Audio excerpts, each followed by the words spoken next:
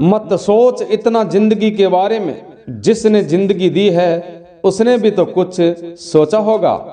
जिस तरह लोग मुर्दा इंसान को कंधा देना पुण्य समझते हैं, खास उसी तरह जिंदा इंसान को सहारा देना पुण्य समझने लगे तो जिंदगी आसान हो जाएगी। बेवजह ही नहीं होती लोगों से मुलाकात, किसी से सबक मिलता है तो किसी से ज्ञान। श्री कृष्ण कहते हैं, किसी को दुख देकर मुझसे सुख की इच्छा मत करना। यदि तुम किसी को एक पल का भी सुख देते हो तो अपने दुख की चिंता कभी मत करना। जब दर्द और कड़वी बोली सहना सीख लिया तो समझ लेना जीना आ गया है। कौन क्या कर रहा है, कैसे कर रहा है एवं क्यों कर रहा है, इन सब से आप जितना दूर रहोगे आप उतना ही खुश रहोगे। हंसते रहो तो दुनिया साथ है, वरना आंसुओं को तो आंखों में भी जगह नहीं मिलती। जीवन में जो होता है वो किसी वजह से होता है, या तो वो आपको कुछ बनाकर जाता है या फिर कुछ सिखाकर। कटना, पिसना और अंतिम समय तक निचोड़ा जाना, गणेश से बेहतर कौन जानता है कि मीठा होने का नुकसान कितना होता है। जब कोई दिल दुखाए तो बेहतर है कि हम चुप हो जाए, क्योंकि जिन्हें हम जवाब नहीं देते उन्हें फिर जवाब वक्त देता है। अंधे बहरे एवं गूंगे बनकर अपने लक्ष्य पर ध्यान देते रहो। यहाँ इतने खाली लोग हैं कि ना कुछ करेंगे ना कुछ करने वालों को करने देंगे और आपका मनोबल भी तोड़ देंगे। लोग जरा सी बात पर आपको छोड़ देते हैं और भगवान जरा सी प्रार्थना से आपको थाम लेते हैं। अपने कर्मों से डरिए, ईश्वर से नहीं।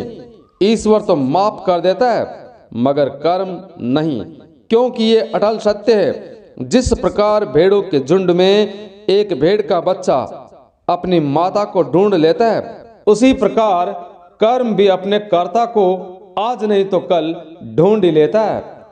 नियत साफ एवं खुद पर यकीन हो तो यकीनन ईश्वर आपकी कहीं ना कहीं मदद अवश्य करते हैं।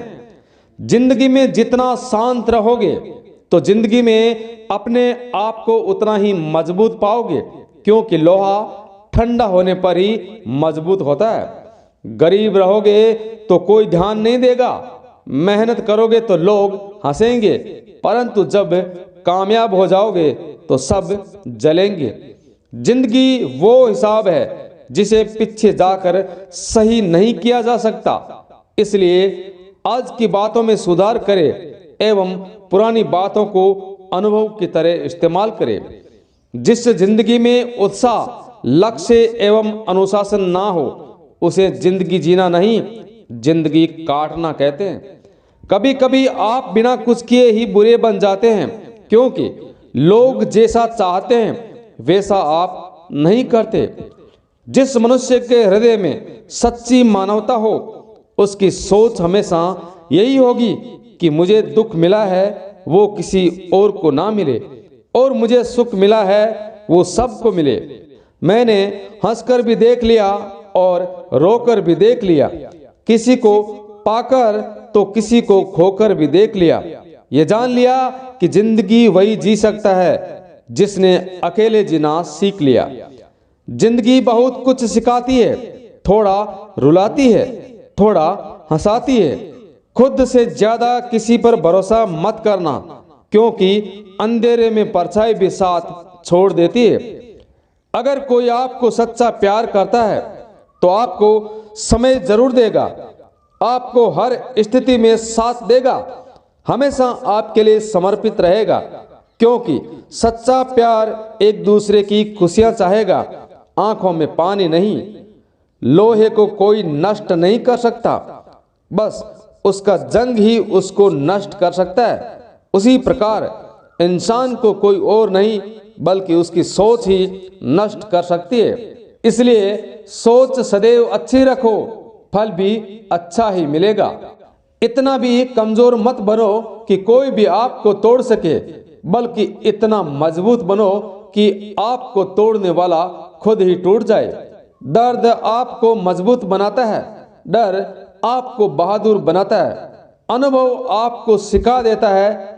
जिस दिन आप समझ जाएंगे कि सामने वाला गलत नहीं, सिर्फ आपकी सोच गलत है, उस दिन जीवन के सारे दुख दूर हो जाएंगे। क्यों रोते हो मन का? जो लिखा है वही होकर रहेगा।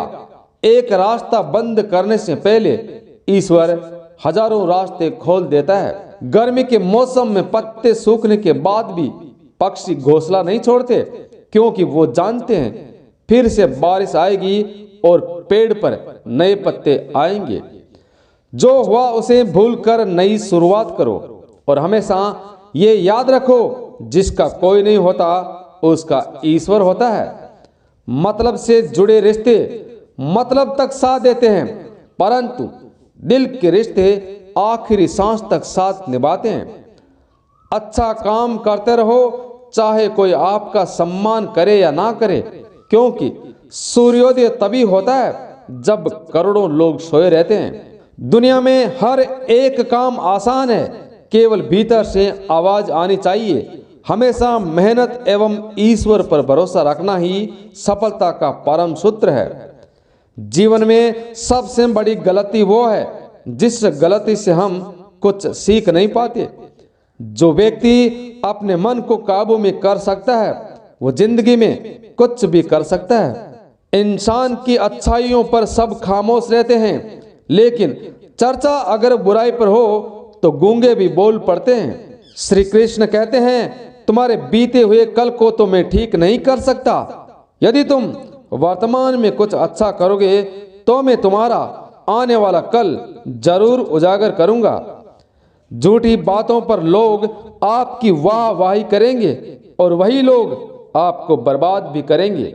बुरे से बुरा क्या होगा, हमेशा हम यही सोच लेते हैं, मगर अच्छा से अच्छा क्या होगा हम ये कभी नहीं सोचते। जो ईश्वर रात को पेड़ पर बैठे पक्षियों को गिरने नहीं देता, तो जरा सोचो वो तुम्हें अकेला और बेसहारा कैसे छोड़ सकता है। आजकल के जमाने में कोई अपना नहीं होता, सिर्फ तब तक साथ देते हैं जब तक उनका स्वार्थ होता है। अगर कोई अकेला है तो इसका मतलब ये नहीं कि उसे कोई पसंद नहीं करता, बल्कि वो अकेला इसलिए है क्योंकि उसने दुनिया की औकात जान ली है। एक दिन राजा एवं उसका मंत्री तलवार को साफ कर रहे होते हैं। तलवार को साफ करते समय राजा के पैर पर तलवार गिर जाती है और राजा के पैर की अंगुलियां कट जाती है और राजा को बहुत तकलीफ होती है, बहुत ज्यादा दर्द होता है। राजा दर्द से तिलमिलाता है, परंतु राजा का मंत्री कहता है, शांत रहिए महाराज, जो भी होता है अच्छे के लिए होता है। राजा को मंत्री की बात पर क्रोध आता है और मंत्री से कहता है कि मेरी अंगुलियां कट गई और तुम कह रहे हो अच्छे के लिए हुआ है। वो मंत्री राजा को समझाने की बहुत कोशिश करता है, पर वो नहीं मानता और बिना विचार किए बिना सुने ही मंत्री को काल कोठरी में बंद करने का आदेश दे देता है। परंतु मंत्री को इस बात का जरा सा भी दुख नहीं था और अभी भी उसका यही कहना था कि जो होता है अच्छे के लिए होता है। राजा इस बात को लेकर सोचता है कि मेरा मंत्री कितना मूर्ख है। उसे लग रहा था कि मैंने उसे अच्छा है कि कैद में डाल दिया। इस घटना को काफी महीने बीत चुके थे और एक दिन राजा अपने सैनिकों के साथ जंगल में शिकार के लिए जाता है। राजा को एक हिरन दिखाई देता है। हिरन का पीछा करते करते राजा घने जंगल में चला जाता है। राजा हिरन को पकड़ नहीं पाता और जंगल में खो जाता है। तभी कुछ आदिवासी लोग राजा को घेर लेते हैं। उन लोगों को पता नहीं था कि वो एक राजा है। वो तो अपने देवता को बलि चढ़ाने के लिए एक इंसान को ढूंढ रहे थे। आदिवासी लोग राजा को पकड़कर अपने इलाके में ले जाते हैं। राजा उन लोगों को समझाने की बहुत कोशिश करता है, परंतु वो नहीं समझते। वो तो खुशी से झूमते हैं और राजा को बलि चढ़ाने के लिए नहलाते हैं। जब आदिवासी लोगों का मुखिया राजा की बलि चढ़ाने के लिए जाता है और देखता है कि राजा के पैर की अंगुलियां कटी हुई है और राजा के पैर को देखकर मुखिया कहता है, इस इंसान की बलि नहीं दी जा सकती क्योंकि यह इंसान पूर्ण नहीं है, इसका अंग कटा हुआ है। अगर ऐसे इंसान की बलि दी जाए जिसका पहले से अंग कटा हुआ है तो उनके देवता खुश होने की बजाय नाराज हो जाएंगे। फिर वो लोग राजा को छोड़ देते हैं एवं राजा खुशी खुशी अपने महल को लौट आता है और सोचने लगता है, यदि उस दिन मेरी अंगुलियां नहीं कटी होती तो आज मेरी मृत्यु निश्चित थी। इसका मतलब मंत्री ने सही कहा था, जो होता है अच्छे के लिए होता है। और राजा अपने सैनिकों को आदेश देता है कि जल्दी जाओ और मंत्री को रिहा किया जाए। फिर राजा ने मंत्री को अपना पद वापस देते हुए कहा, उस दिन मेरी अंगुली कटी तो मेरे लिए अच्छा हुआ, परंतु तुम जेल में गए तब तुम्हारे लिए क्या अच्छा हुआ। मंत्री प्रसन्न होकर बोलता है, महाराज आप यदि शिकार पर जाते तो मुझे भी जाना पड़ता और उस दिन आपको छोड़कर वो मुझे मार देते। राजा को उस दिन ये अनुभव होता है कि जो होता है वो हमारे लिए अच्छे के लिए होता है। वैसे यदि देखा जाए तो हमारे जीवन में भी कुछ मुश्किलें आती है, हम उनका सामना ना करके उल्टा ईश्वर को दोष देते हैं, परंतु ये मुश्किलें हमें आगे बढ़ाने एवं मजबूत बनाने के लिए आती है। हमें हर मुश्किलों को सकारात्मक तरीके से देखना चाहिए क्योंकि हर चीज कुछ ना कुछ सिखा कर ही जाती है, क्योंकि हर इंसान के जीवन में सुख और दुख का आना जाना बना रहता है। दोस्तों, आपको ये वीडियो कैसा लगा? यदि अच्छा लगा तो कमेंट करके जरूर बताएं और कमेंट में जय श्री कृष्णा अवश्य लिखें। साथ ही इस वीडियो को सबके साथ शेयर जरूर करें। जय श्री कृष्णा, राधे राधे।